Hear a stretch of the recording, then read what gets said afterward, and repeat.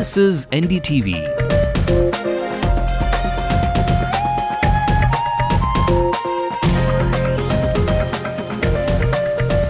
And you're watching NDTV Hindu.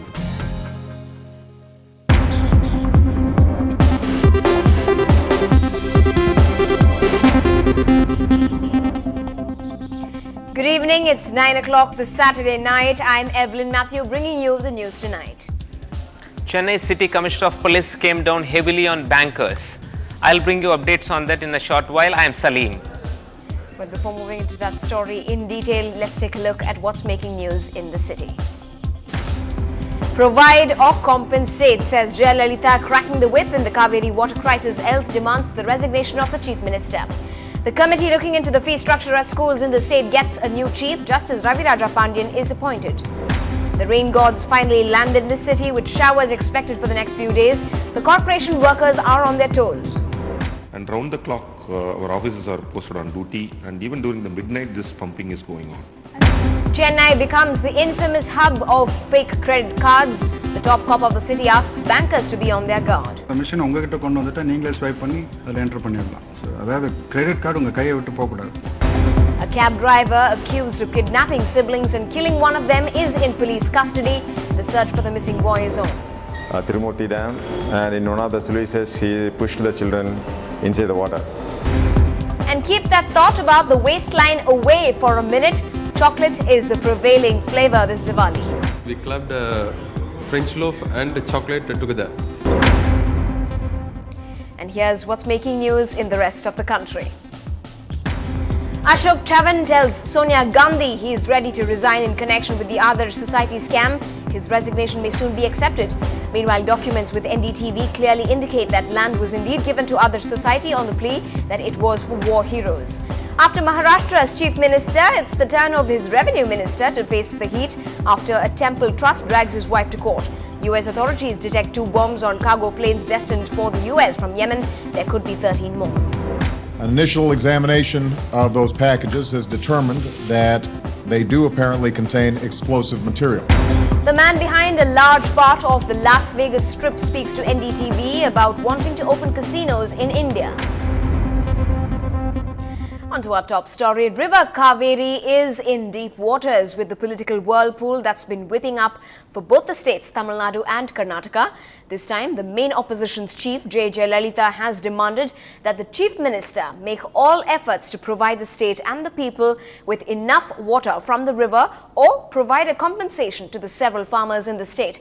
But Ms. Jayalalitha has not stopped with just that. She has also said that if Karunanidhi fails in that line of duty, he should just resign. According to the Water Disputes Tribunal's verdict that was passed in 2007, Karnataka is expected to release 160 cusecs of water annually, but so far only 80 cusecs have been released. With the water reserve in the Mettur reservoir also dwindling, farmers in the state are a worried lot. Once a savior to many parents in the city, the committee that was the backbone of the fee structure at schools in the state has got a new chief. Taking the seat of the former head, Justice Govindarajan, is Justice Raviraja Pandian. He has been officially appointed and will take office on Monday. This decision comes a week after Justice Govindarajan tendered his resignation. Justice Pandian was first appointed as a judge at the Madras High Court in the March of 2000. He then became a permanent judge in June 2001.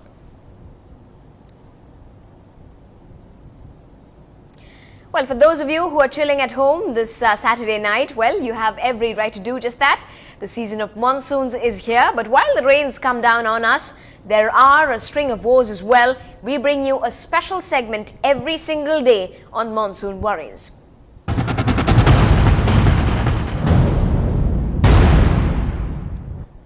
Well, the northeast monsoon has arrived in Chennai with the season of showers here. It is indeed a big relief in a city that's been swept by blistering weather, but that not all areas look like a pretty sight. This year, here's how the city is poised now. The Chennai Corporation had made tall claims about desilting stormwater drains to prevent waterlogging. But their own estimates show that 287 colonies in the city, in prime areas like Nungambakam, Keelpok and Ainavaram, face the risk of flooding when rainfall touches the maximum level this season. In South Chennai, the Highways Department started widening the Tharamani-Velachery link road a few months ago. The stormwater drain on this stretch should have been completed ahead of monsoon. But this is the ground reality. Rains in Chennai mean traffic jams. And with Diwali just days away, shoppers packing the commercial streets are expected to add to Chennai's monsoon worries. If all that were not enough, there's the looming danger of outbreak of waterborne diseases like typhoid and cholera, and those spread by mosquitoes such as malaria and dengue, especially in flood-prone congested areas of the city. It's also that time of the year when citizens get a rude reminder of civic sense, or rather the lack of it, as carelessly dumped garbage clogs the sewers and stormwater drains. Well, our civics issues reporter Lokpriya caught up with the Corporation Commissioner and found out what the department's POV is going to be in the next few days.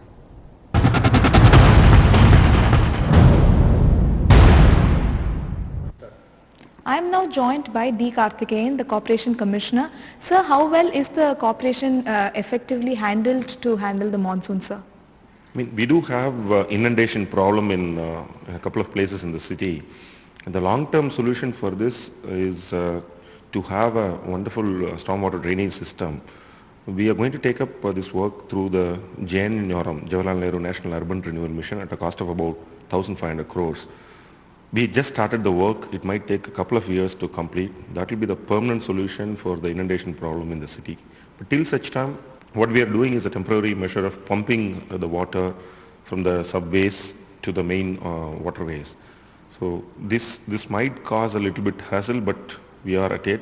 And round the clock, our officers are posted on duty, and even during the midnight, this pumping is going on. And sir, if residents find that their particular area is inundated or it's waterlogged, can they contact the corporation? Will the helpline be open to them 24 hours? Yeah, our helpline is always open for any kinds of complaints, and we are keeping more vigil on the helpline by deploying more manpower there, and so that whenever complaints come, this can be easily disseminated and quick action could be taken. Our helpline number is 1913, the year in which the ribbon building was built, so people can easily remember 1913 and then do call the helpline. And also, sir, with just a few spell of showers yesterday and on 24 hours, several areas have been waterlogged. Take, for example, T Nagar, where the problem of traffic and with the shopping with the festive season ahead, there's also the problem of waterlogging, sir. So what immediate solution will be done to reduce that waterlogging, sir?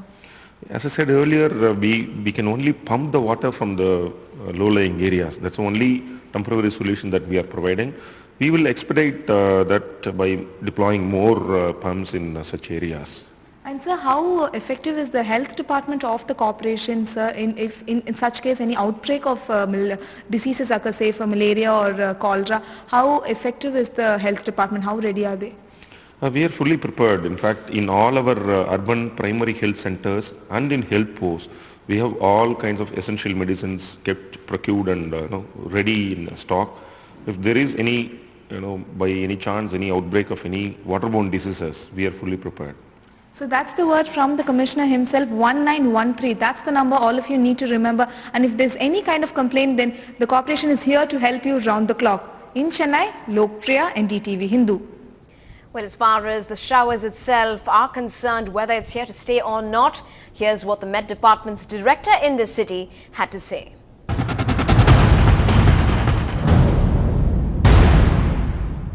As far as the forecast for next 24 hours is concerned, it is likely to rain at most places over the coastal districts and at many places over the interior districts.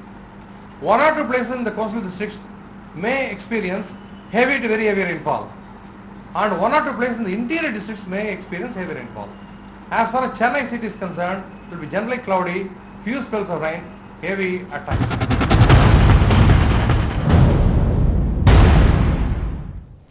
Well, in other news from the city, citing the recent spurt in cyber crimes, Chennai city's top cop has come down heavily on bankers for not following the rules in the rush to achieve their targets, as banking frauds have been topping the charts of complaints that the police have been getting off late. They have been asked to upgrade their vigilance mechanism. The Commissioner of Police, Greater Chennai, admitted that the city has now become the hub for many of fake credit cards, as many international gangs have set up their bases in the city. See, the only thing by losing a cell phone is you lose the numbers. That is more important. See, banks, we've been telling them 2-3 things. One is all the credit cards could carry photographs. That is one thing. That will sort of cut down a lot of things. Second is the EDC machines, I told you, no? That is where they swipe the thing. That can be distributed in large numbers so that when you visit a restaurant, the hotel கெட்டலுக்கு போனால் அந்த machine உங்ககிட்ட கொண்டு வந்துட்டு நீங்களே swipe பண்ணி அதில் enter பண்ணிடலாம். So அதாவது கிரெடிட் கார்டு உங்கள் கையை விட்டு போகக்கூடாது. And joining us for more details into that trend is our Salim, crime reporter Salim, who joins us live from our newsrooms right now. Salim, why is it that this trend is really showing up in Chennai? Are the bankers only to blame, or there are more factors really that the police are looking into? It is well known that City Commissioner of Police Mr. T. Rajendran had been saying that something is rotten in the state of banks, and today while addressing the bankers he justified his statement. He says at least 40 petitioners meet him at the grievance cell on an average in a daily basis, and out of them nearly 6 to 7 complainants come to the Commissioner with the complaints pertaining to bank frauds, and out of them nearly 3 to 4 complainants come to the Commissioner with complainings pertaining to the credit card fraud. City Commissioner of Police also said that banks need to be careful not alone with the credit card, because even during the festival season this time the city police seems to be more worried because more people prefer to shop using those credit cards, and there are chances that their credit cards can be misused. And secondly, City Commissioner of Police very clearly said that not all the ATM centers are fitted with CCTV cameras. He cited it with examples. In England, there are 4 million CCTV cameras, out of which 2 million are in London, and the police in London claim that there is a decrease in the number of crimes, whereas take the situation in Chennai. There are 3,000 CCTV cameras in Chennai city alone, and not all the ATM centers are fitted with CCTVs in spite of repeated request from the city police, which is a bit disappointing for the city's top cop. Right. Thanks very much indeed, Salim, for joining us with that update. Clearly a huge task ahead for many banking companies to really look into ahead of such a season as well. Well, moving to news from the districts now, the Coimbatore police have intensified their search for a missing 7-year-old boy who was kidnapped along with his sister yesterday. However, the girl's body was found in a river. The accused, a former driver of the kids' school van, had kidnapped the two for ransom, but when he got scared that the children would expose him if left alive, he threw them into a river that was around 120 kilometers away from the city. Police have arrested him and say that he threw them off when he could not establish contact with their parents. And he confesses that he has taken the kids with an idea of asking for a huge ransom. But since he could not successfully contact the father and ask for the money, he wanted to send the children back, but he was afraid that maybe the children identify him, so he will be in soup. Therefore, he took the children to near dam, Tirumurti Dam, and in one of the sluices he pushed the children inside the water. A tragic event there in Coimbatore. Still ahead on the bulletin, a chance to look away from all the ghee and the oil this Diwali. The ovens of Chennai are cooking up quite a something with a cherry on top.